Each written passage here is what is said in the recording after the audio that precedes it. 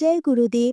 आइए सुनते हैं योग ऋषि पंडित श्री राम शर्मा आचार्य जी द्वारा लिखित साहित्य से साभार संकलित अपने अंदर के भगवान को जगाइए।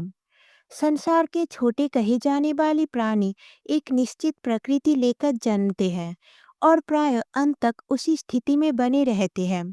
इतना स्वार्थी मनुष्य ही था जिसे अपने साधनों से तृप्ति नहीं हुई और उसने दूसरों के स्वत्व का अपहरण करना आरंभ किया।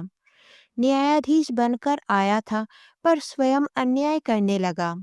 ऐसी स्थिति में परमात्मा के अनुदान भला उसका कब तक साथ देते, क्योंकि परमात्मा ने ही आत्मा को आच्छादित कर रखा है। आत्मा में जो भी शक्ति और प्रकाश है वह सब परमात्मा का ही स्वरूप है।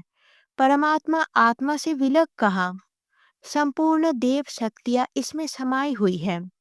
जब अग्निदेव जागृत होते हैं तो भूख लगती है, वरुण देवता को जल की जरूरत पड़ती है, किसी को निद्रा की तो किसी को जागृति की।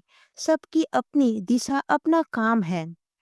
इनमें पारस्परिक प्रतिद्वंदिता ना होती रहे और उनका नियंत्रण बराबर किया जाता रहे, इस दृष्टि से एक जबरदस्त नियामक सत्ता की आवश्यकता जान पड़ी तो परमात्मा स्वयं उसमें आत्मा के रूप में समा गया। इस तरह इस अद्भुत मनुष्य जीवन का प्रादुर्भाव इस सृष्टि में हुआ। तब से लेकर आज तक मनुष्य निरंतर एक प्रयोग के रूप में चलता आ रहा है। कभी वह गलती करता है तो उस अपराध के बदले सजा मिलती है, और यदि वह अधिक कर्तव्यशील होता है तो उसे अधिक बड़े इनाम और अधिकार दिए जाते हैं। गलती का परिणाम दुख और भलाई का परिणाम सुख। सुख और दुख का ये अंतर्द्वंद आदिकाल से चलता आ रहा है। जब मनुष्य के अंदर का असुर भाग बलवान हो जाता है तो दुखों में बढ़ोतरी होती है। वर्तमान समय इस स्थिति की पराकाष्ठा है, ये कहे तो अतिशयोक्ति न होगी।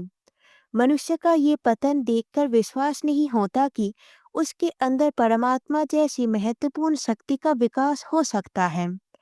दुर्बल मनुष्य में सर्वशक्तिमान परमात्मा ओतप्रोत हो सकता है, इसकी इन दिनों कल्पना भी नहीं की जा सकती।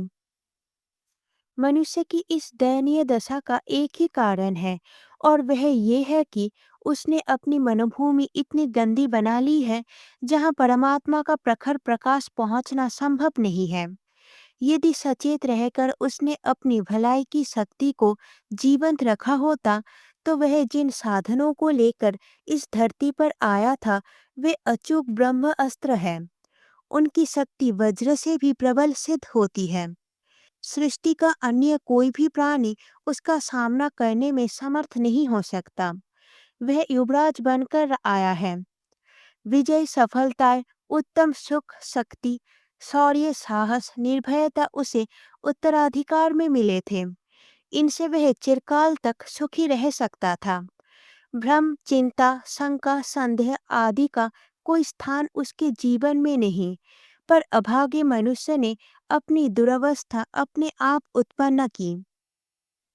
अंतःकरण की ईश्वरीय सत्ता की उपेक्षा करने के कारण ही उसकी ये दुखद स्थिति बनी। अपने पैरों में कुल्हाड़ी मारने का अपराधी मनुष्य स्वयं है, इसका दोष परमात्मा को नहीं। ईश्वरीय गुणों से पथभ्रष्ट मनुष्य की जो दुर्दशा होनी चाहिए थी वह हुई। दुख की खेती उसने स्वयं बोई और उसका फल भी उसे ही चखना पड़ा। परमात्मा हमारे अति समीप रहकर प्रेम का संदेश देता है, पर मनुष्य अपनी वासना से, कुबुद्धि से उसे कुचल देता है। वह अपनी सादगी, ताजगी और प्राण शक्ति से हमें सदैव अनुप्राणित रखने का प्रयत्न करता है, पर मनुष्य आडंबर, आलस्य और अकर्मण्यता के द्वारा उस शक्ति को छिन्न भिन्न कर देता है। कालांतर में जब आंतरिक प्रकाश की शक्ति क्षीण पड़ जाती है तो दुख और दंड के बखेरे बढ़ जाते हैं। तब मनुष्य को औरों की भलाई करना तो दूर, अपना ही जीवन भार रूप हो जाता है। परमात्मा की अंतःकरण से विस्मृति ही कष्ट और कलेश के बंधन का कारण है। जय गुरुदेव।